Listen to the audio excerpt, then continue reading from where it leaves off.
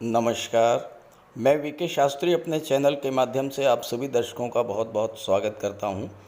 जैसा कि मैं आपको गज केसरी राजयोग की वीडियो के माध्यम से हर माह में बनने वाले शुभ योगों, शुभ मुहूर्त की जानकारी देता रहता हूं, उसी क्रम में आज की वीडियो में हम बात करेंगे मकर राशि के जातकों की कुंडली में जून 2023 में अलग अलग डेट्स पर बनने वाले गज केसरी राजयोगों के बारे में। मैं आपको ये भी बताऊंगा कि ये राजयोग आपकी कुंडली में किन किन डेट्स पर और किन किन भाव में बन रहा है, ताकि आप उसी के अनुसार अपनी प्लानिंग कर सकें। देखिए, मई 2023 में मैंने गज केसरी राजयोग का वीडियो नहीं बनाया था, क्योंकि मई 2023 में गुरु चांडाल योग प्रभावी था। लेकिन 15 जून से गुरु चांडाल योग निष्प्रभावी हो जाएगा और इसलिए गज केसरी राजयोग बनेगा, और इसीलिए मैं जून 2023 का गज केसरी राजयोग का वीडियो आपके सामने ला रहा हूँ। गज केसरी राजयोग कैसे बनता है? कुंडली में देवगुरु बृहस्पति और चंद्रमा की युति या दृष्टि संबंध से गज केसरी राजयोग बनता है। इसके अलावा चंद्रमा पर बुध या शुक्र की दृष्टि पड़ने से भी गज केसरी राजयोग बनता है।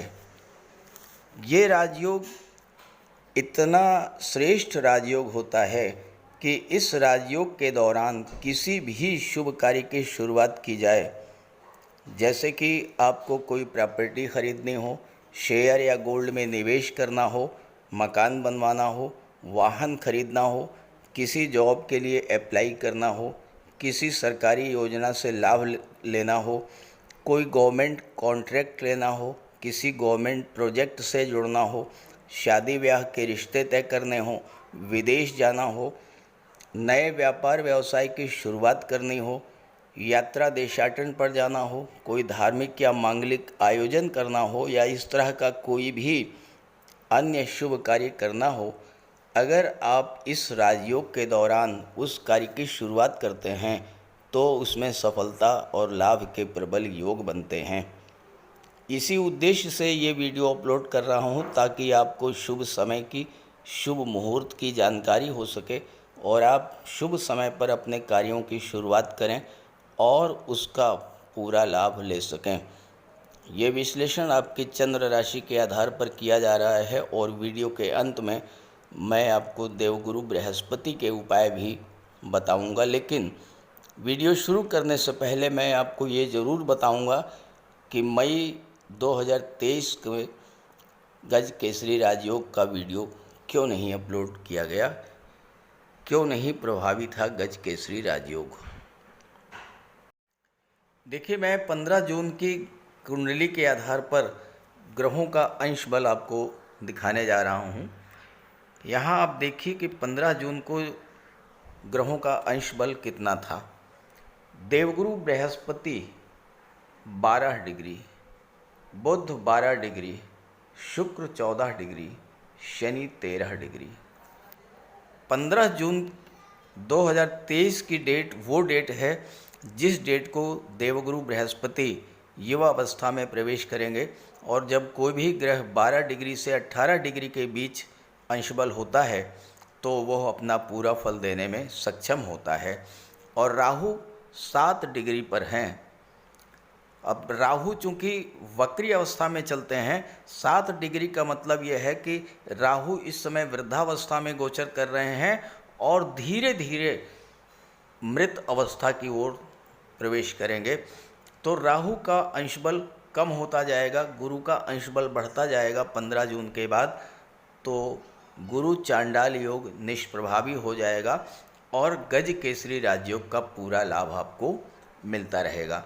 अब आपका प्रश्न ये होगा कि 15 मई 2023 में मैंने गज केसरी राजयोग का वीडियो अपलोड नहीं किया, क्यों?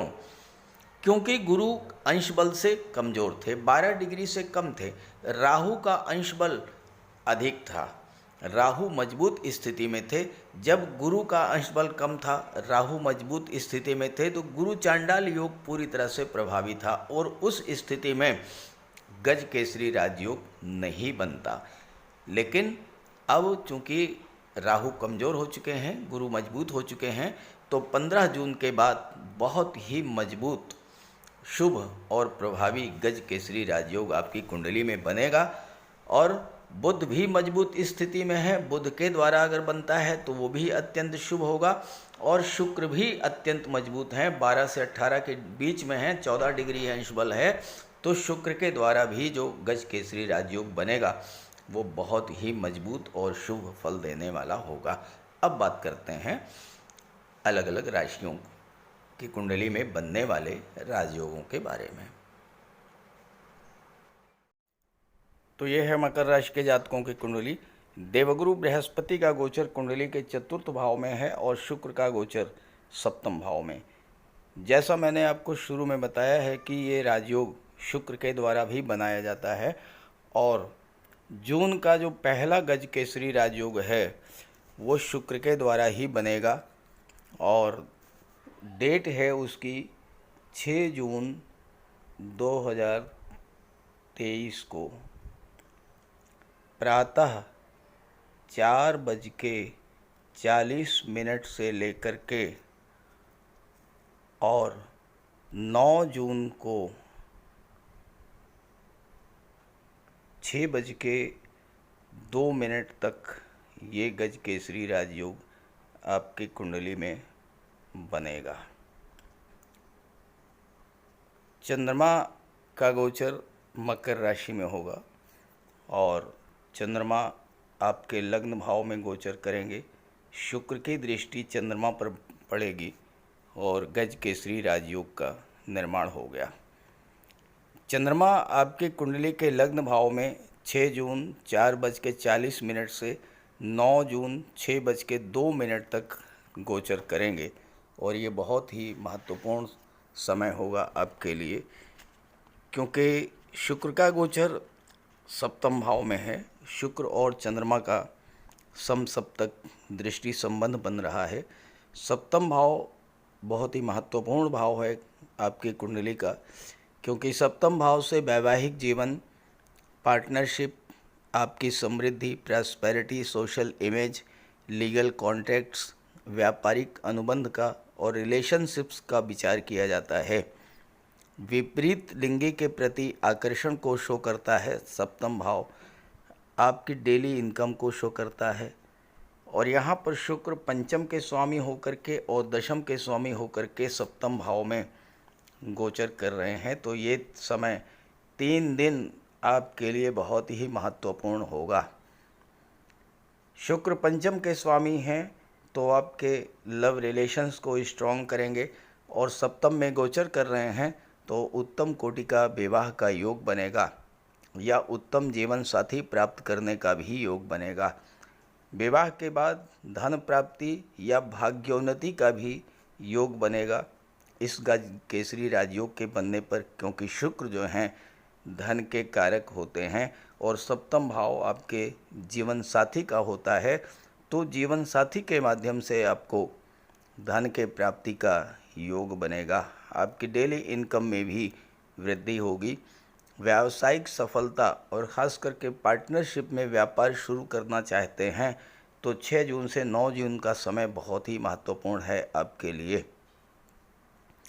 लाइफ पार्टनर या बिजनेस पार्टनर के साथ संबंधों में कोई खटास आ गई थी तो उसमें सुधार करने के लिए ये आदर्श स्थिति बनेगी।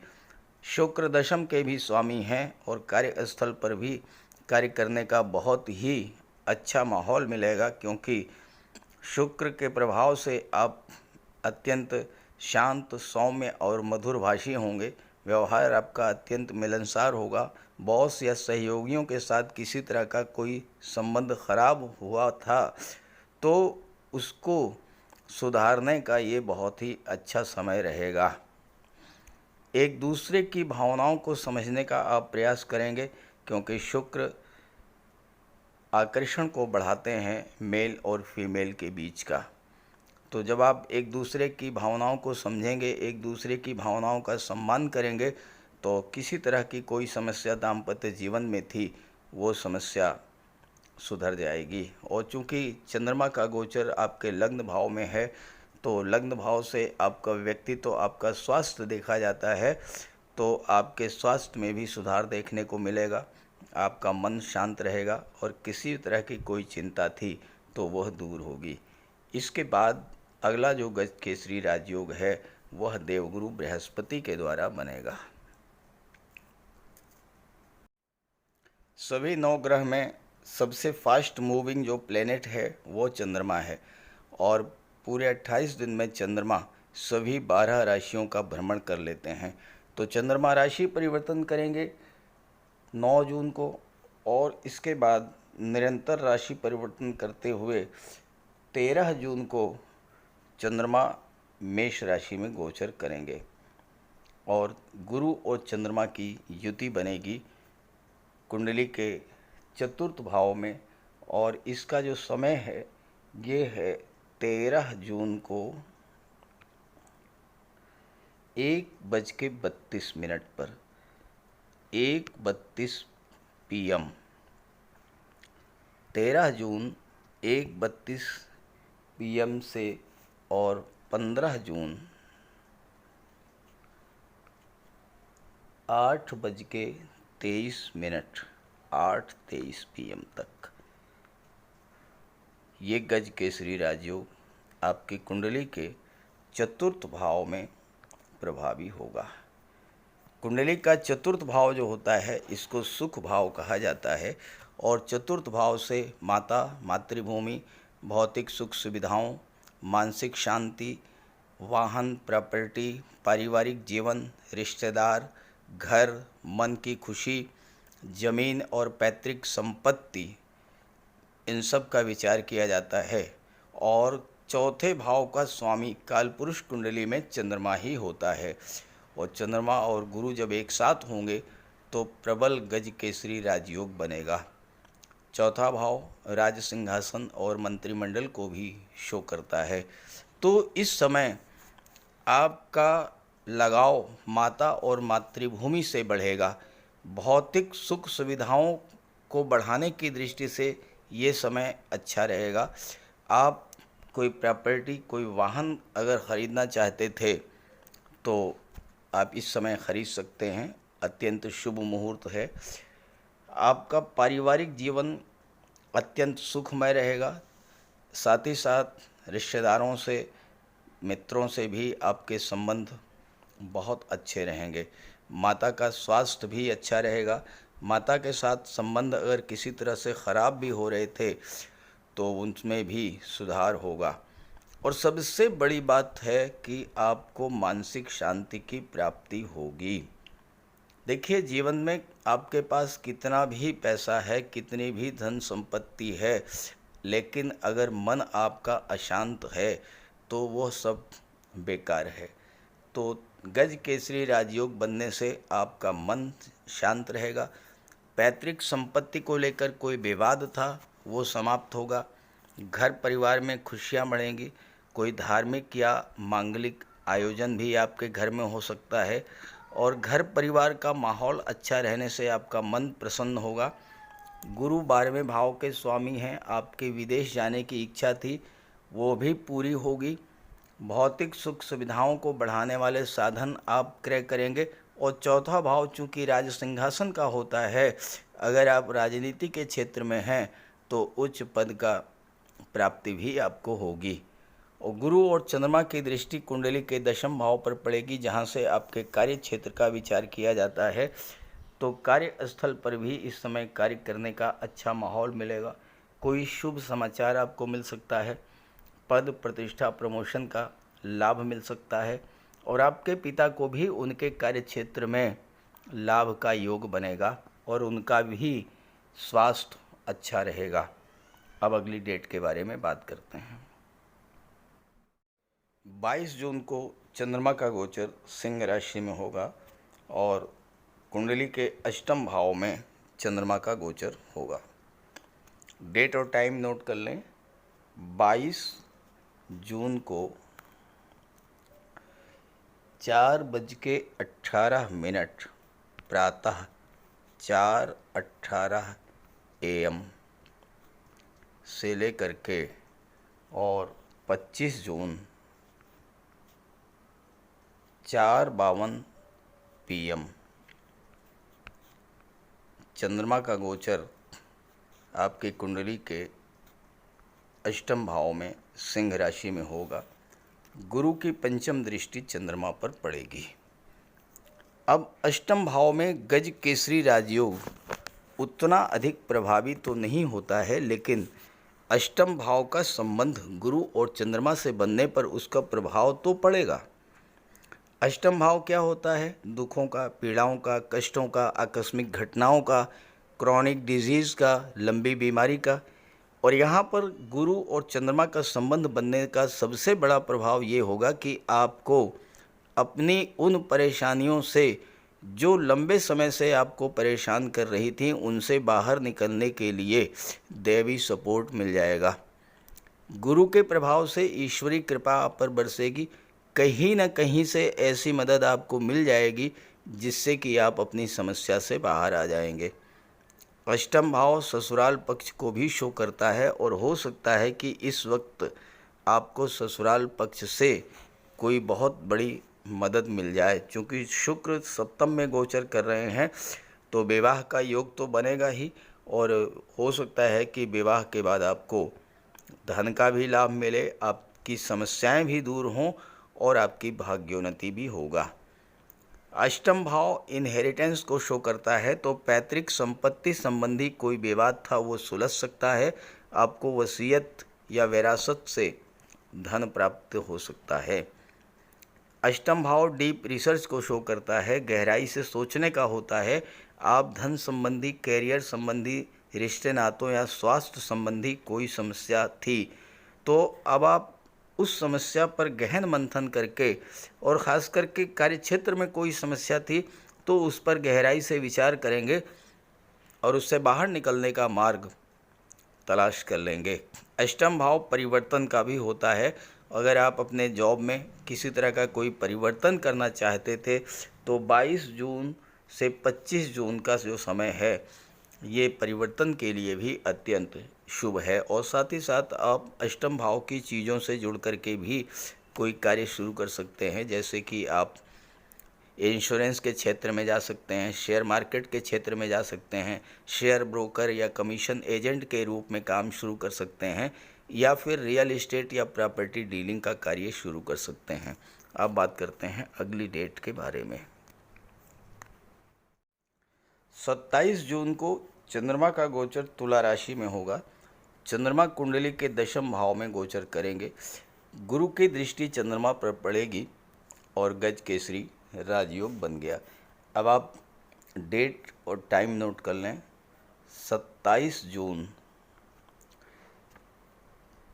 3:28 प्रातः से लेकर के और 30 जून को 10:19 तक ये गज केसरी राजयोग आपकी कुंडली में प्रभावी रहेगा दशम भाव में। 27 जून 3:58 प्रातः से 30 जून 10:19 प्रातः तक ये गज केसरी राजयोग आपकी कुंडली के दशम भाव में प्रभावी रहेगा। दशम भाव आपका कर्म का भाव होता है। आपका कैरियर, आपका स्टेटस, आपकी उपलब्धियां, आपकी प्रतिष्ठा, मान सम्मान, आपकी व्यावसायिक सफलता, सरकार से सम्मान, कैरियर स्टेबिलिटी, ये सब दशम भाव प्रदर्शित करता है। इस गोचर काल में अगर आप ऑलरेडी जॉब में हैं, आपको पद, प्रतिष्ठा, प्रमोशन का लाभ मिल सकता है। कोई नया कार्य व्यवसाय शुरू करना चाहते हैं तो उसके लिए भी अत्यंत शुभ योग रहेगा। आपका मान सम्मान बढ़ेगा, आपका स्टेटस ग्रो करेगा, व्यावसायिक रूप से आप सफलता की ओर आगे बढ़ेंगे। दशम भाव सरकार को शो करता है। गवर्नमेंट को शो करता है, तो गवर्नमेंट से जुड़े हुए व्यक्तियों से आपके संबंध मजबूत होंगे। आपका कोई कार्य सरकारी अधिकारियों कर्मचारियों के पास लंबित था, वो कार्य आपका पूरा होगा। किसी नए कार्य के लिए जो गवर्नमेंट से जुड़ा है, आप अप्लाई भी कर सकते हैं। इस गोचर काल में आपको सरकार से धन तो प्राप्त होगा ही, धन सरकार से आपको सम्मान भी प्राप्त हो सकता है। कोई गवर्नमेंट प्रोजेक्ट आपको मिल सकता है, किसी सरकारी योजना से आपको लाभ मिल सकता है, और आप अपने व्यापार व्यवसाय को नई ऊंचाइयों पर ले जाने के लिए धन का निवेश भी करेंगे। आपकी पावर और अथॉरिटी को बढ़ाने वाला होगा ये राजयोग। तो इस तरह से जून माह की सभी डेट्स और टाइम मैंने आपको बता दिए हैं। आप इस गोचर काल में किसी नए कार्य की शुरुआत करके देखिए, बहुत अच्छा रिजल्ट मिलेगा। और आपको सफलता मिले तो कमेंट करके ज़रूर बताइएगा, और साथ ही साथ देवगुरु बृहस्पति का उपाय भी अवश्य कीजिएगा। तो बात करते हैं उपायों पर। कुंडली में देवगुरु बृहस्पति का बहुत ही महत्वपूर्ण स्थान है, क्योंकि देवगुरु कुंडली के पंचम और नवम भाव के कारक होते हैं। पंचम भाव से संतान का विचार किया जाता है, शिक्षा का विचार किया जाता है, और नवम भाव से भाग्य का विचार किया जाता है। गुरु ग्रह भाग्य के लिए जिम्मेदार माने जाते हैं, और किसी भी कार्य की सफलता के लिए देवगुरु का मजबूत होना बहुत ज़रूरी है। जब कुंडली में देवगुरु मजबूत होते हैं तो भाग्य का साथ मिलता है, जिस काम में हाथ डालते हैं वो सफल होता है, विवाह समय से होता है, शिक्षा अच्छी मिलती है, गुरु की कृपा रहती है, धन की प्राप्ति होती है। तो देवगुरु के लिए कुछ उपाय बताने जा रहा हूँ, उपाय ज़रूर कीजिएगा। अगर आपकी जन्म कुंडली में गुरु कमज़ोर स्थिति में है तो आपको गुरुवार का व्रत करना चाहिए। स्नान करते समय जल में आधा चम्मच हल्दी डालकर स्नान करें। स्नान के बाद पीले रंग के वस्त्र धारण करें, और साथ ही साथ केसर या हल्दी का तिलक लगाएं, और गुरुवार के दिन भगवान विष्णु की उपासना करें। घर में केले का एक वृक्ष लगा लें, उसकी पूजा करें, उसकी सेवा करें।